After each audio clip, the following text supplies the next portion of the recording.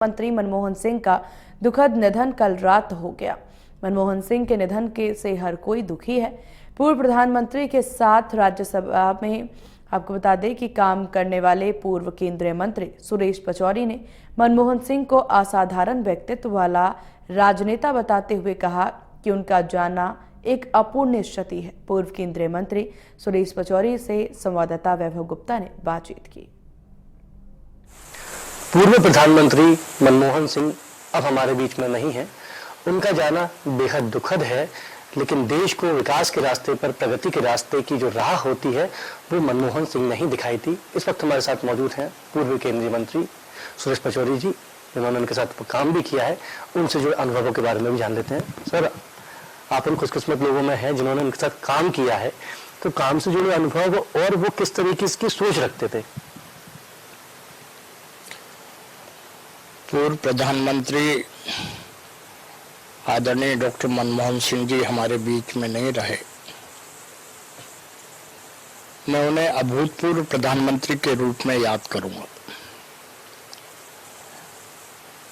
विभिन्न पदों पर रहते हुए उन्होंने जो देश हित में, देश के विकास के मद्देनजर फैसले लिए, वो निस्संदेह याद किए जाते रहेंगे, चाहे आरबीआई गवर्नर के रूप में हो, चाहे वित्त मंत्री के रूप में हो, चाहे प्रधानमंत्री के रूप में हो। जैसा आपने कहा, मुझे सौभाग्य मिला उनके मंत्रिमंडल में उनके अधीन काम करने का।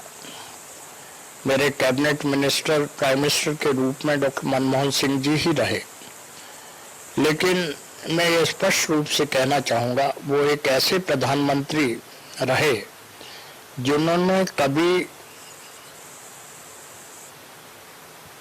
एडमिनिस्ट्रेटिव मैटर में इंटरफियर नहीं किया, कोई दखलंदाजी नहीं की, और फ्री हैंड मंत्री के रूप में मुझे दिया। संसदीय कार्य राज्य मंत्री के रूप में भी मेरा अनुभव रहा, तो उस समय को भी मैं याद करता हूं दो भागों में।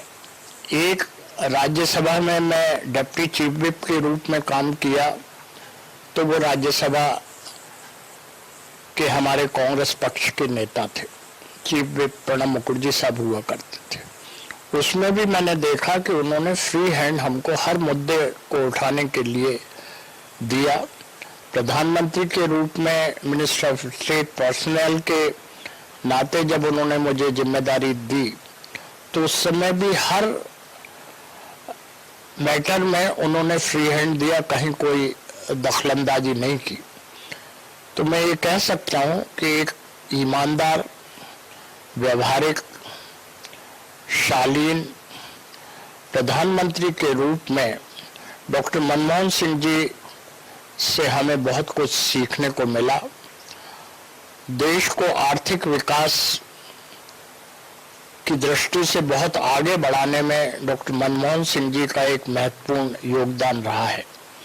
आपने कहा कि उनके कार्यकाल की कुछ प्रमुख उपलब्धियों का मैं जिक्र करूं, तो प्रधानमंत्री के उनके कार्यकाल में जब मैं उनके अधीनस्थ एमओएस पर्सनल रहा, तो राइट टू इंफॉर्मेशन बिल मुझे संसद में पेश करने का उनके मार्गदर्शन में अवसर मिला। उस बिल के प्रारूप बनाने में भी किसी भी प्रकार से उन्होंने दखलंदाजी नहीं की, और हमने 2005 में वो बिल संसद में पेश किया। इसके अतिरिक्त right to education bill, right to food bill उनके कार्यकाल की महत्वपूर्ण उपलब्धि है। बिलो पावर्टी लाइन वाले करोड़ों लोग गरीबी की रेखा से ऊपर उठे, जो महत्वपूर्ण निर्णय डॉक्टर मनमोहन सिंह जी के कार्यकाल में लिए गए। मनरेगा एक ऐसा निर्णय था कि उसमें 100 दिनों के लिए ग्रामीण क्षेत्र में रोजगार आवश्यक रूप से दिया जाए, ये उनका एक महत्वपूर्ण निर्णय था। तो उनका कार्यकाल एक पारदर्शी रहा, उनका कार्यकाल में भ्रष्टाचार की गुंजाइश नहीं रही। उनके कार्यकाल में किसी भी प्रकार के अनावश्यक दबाव से कोई फैसले नहीं लिए गए।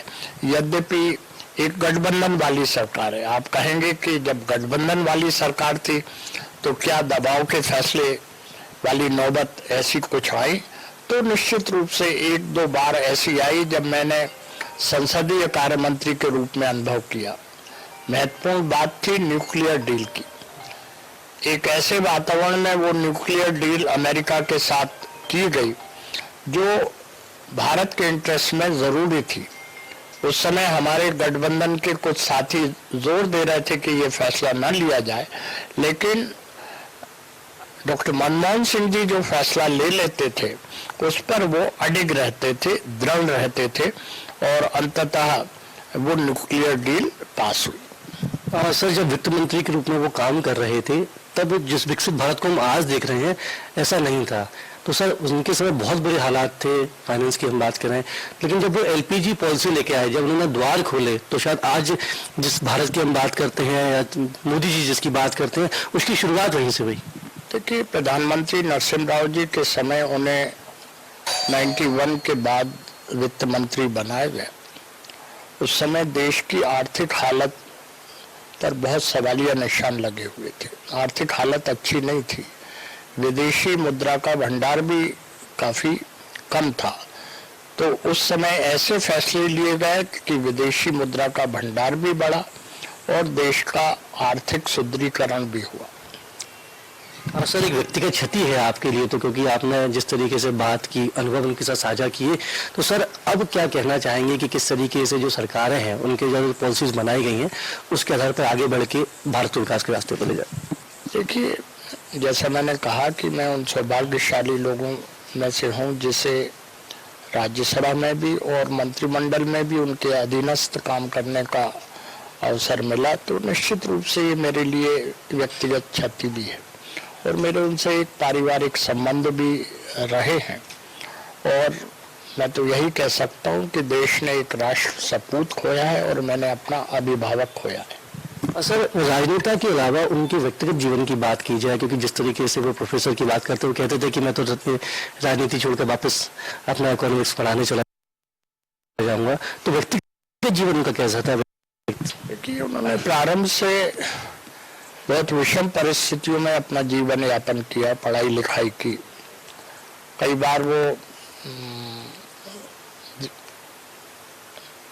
खाली समय में बहुत कुछ किस्से सुनाया करते थे जो प्रेरणादायक रहते थे कि किस ढंग से उनके परिजनों ने उन्हें आगे पढ़ाया और कैसे उन्होंने आगे अपना जीवन यापन किया। तो निश्चित रूप से एक साधारण परिवार के होते हुए वो असाधारण व्यक्तित्व के धनी बने और देश का एक शीर्षस्थ पद होता है प्रधानमंत्री, उसे उन्होंने सुशोभित किया।